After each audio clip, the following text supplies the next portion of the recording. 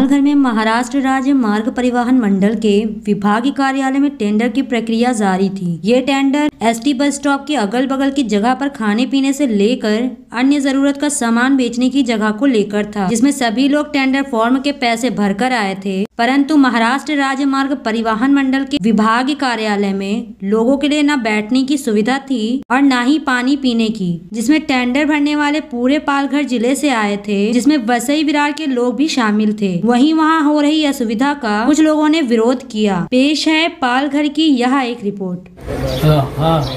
मी बहुजन विकास foundation एनजीओचा अध्यक्ष नौशाद पाटील असं सांगतो की इथं महामंडळाच्या याच्यामध्ये आम्ही आलो होतो, निविदा पण भरली होती, पण दुर्दैवाने आमच्या निविदेचा आम्हाला नंबर लागला नाही।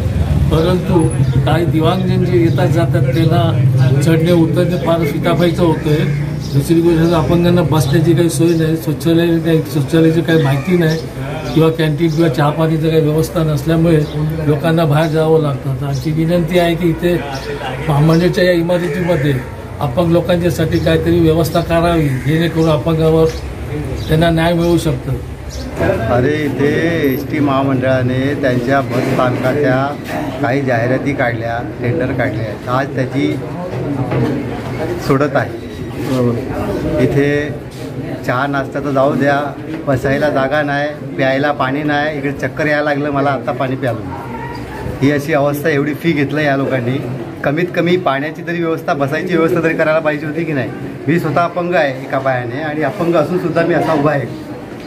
काही कुठल्याही प्रकारची सुविधा नाही। एखाद्या हॉलमध्ये ह्या निविदा ओपन करायचा कार्यक्रम ठेवायला पाहिजे होता।